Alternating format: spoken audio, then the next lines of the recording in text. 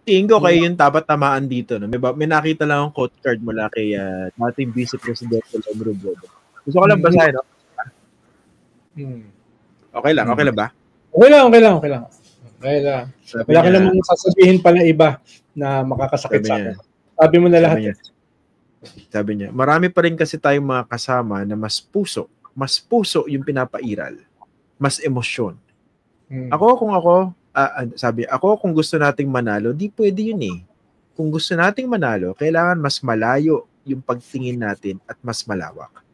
Ngayon, parang one false move or one move ng isang kandidato na hindi sang-ayon sa kanila, aawayin na nila.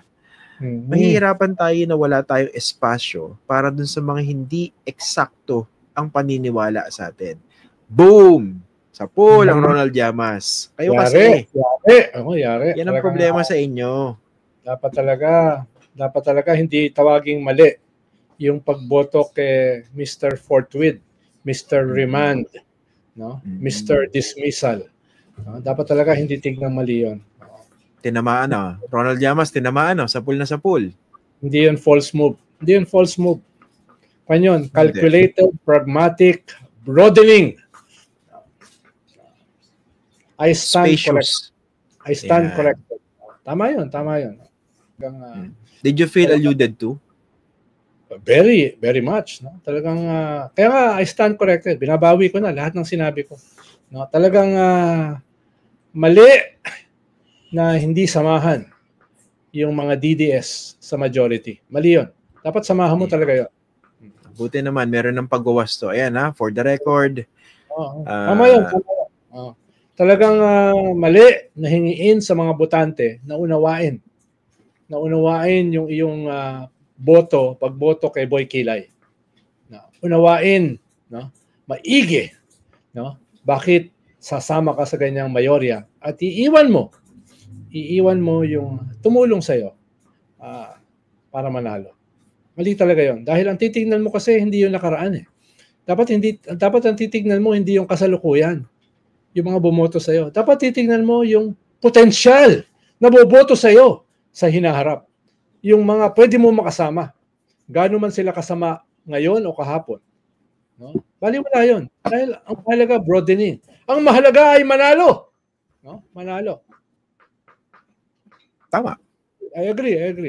Dahil kung hindi ganoon yung pagtingin mo, sa'yo, may magiging podcaster ka na lang. Ganyan. Pabanat-banat, no? Pipiliting imbitahin, yung ayaw naman niyang maging guest. No? Yan naman, diyan ka may iwan. No? Kung ikaw ay hindi mag-broadening.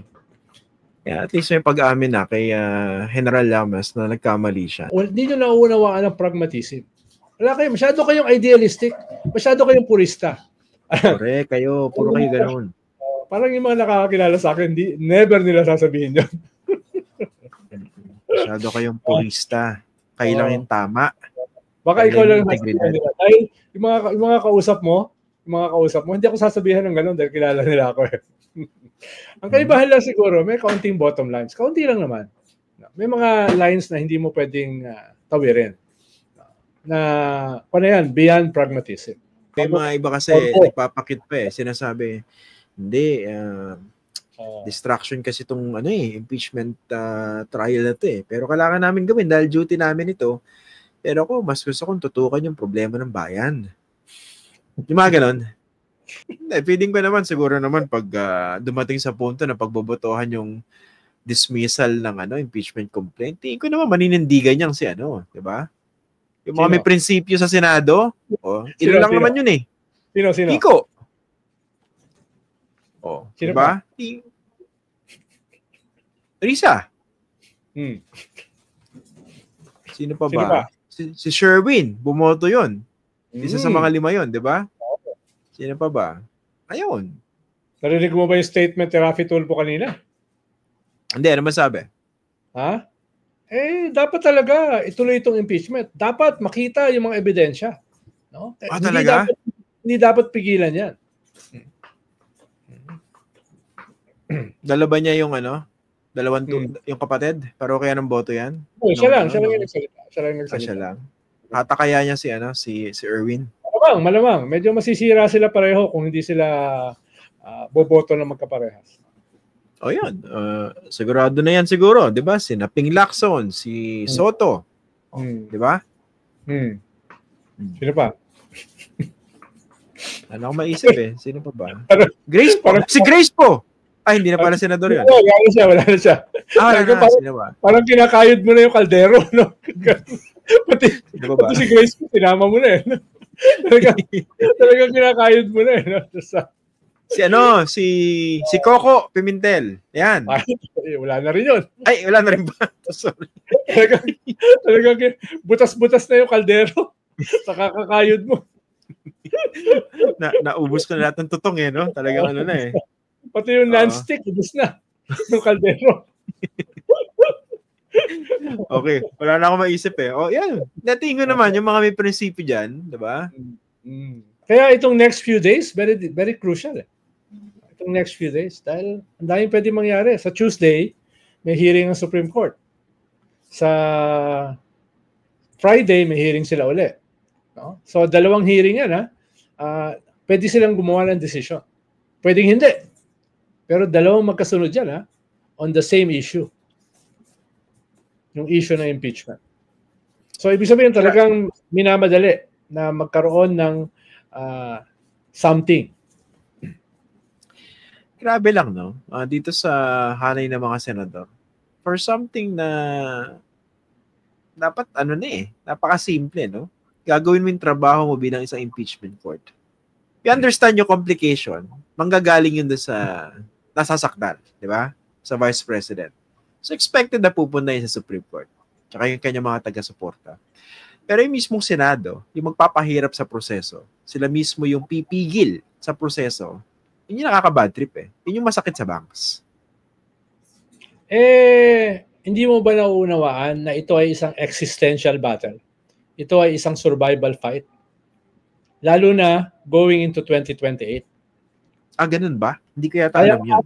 Kayang pato na sila eh. No? Na kung hindi nila magagawa ito in the next few days, then delikado sila sa 2028. No? At hindi lang yun. Yung leader nila ay hindi lang mapipigilang tumakbo for any elective position. Sangkatutak na kaso ang pwedeng isampa doon sa kanya. No? Kung siya ay hindi na matanggal na siya sa pagiging immune from legal cases. Kaya medyo kanto. Kung mawala yung leader nila na kanilang kandidato sa 2028, di delikado rin sila. Baka sila yung sumunod na ma-issuehan ng arrest warrant sa ICC. Baka sila yung sumunod na makasuhan ng criminal cases. So this is no less than a survival fight for all of them. So itong next phase may determine yung direksyon ng battle ng gera na yan.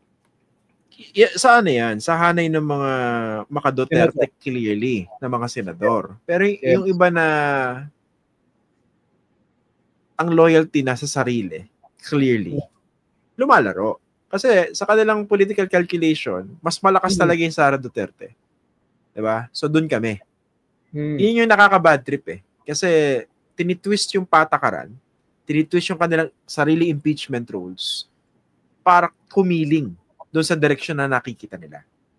At obvious na obvious yun. Pero after several decades, nakilala ko itong mga senador na ito, parang hindi na ako nabibigla. Parang natural sa kanila yan. Ang problema, ang tanong ko lang, naniniwala ba sila sa spin nila? Dahil minsan kasi kung magsisinungalingan pa ulit-ulit, kahit ikaw naniniwala na sa kasinungalingan mo eh.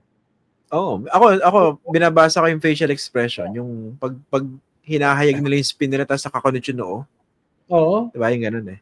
Oo. Hindi lang yung mga sinusubukan nilang kumbinsihin ang pwedeng maniwala. Sila mismo naniniwala eh. No? Kaya pag uwi nila sa bahay, magsisipilyo sila, maghihilamos, maliligo, parang very sila at peace. Dahil ang tingin nila, yung sinabi nila ay napaka-sincero. Ang tawag doon in character. Yun. Tawag na yata nila ron, method acting ba yan? Method acting. Oo. Ako kasi pag may ginawa akong mali, kaya nagsinungaling ako, pag uwi ko sa bahay, hindi ako makatulog. Dahil minumulto ka nung ginawa mo. Talaga? Oo. Pero yung mga binabanggit mo, sila wala No? Walang tinge of conscience.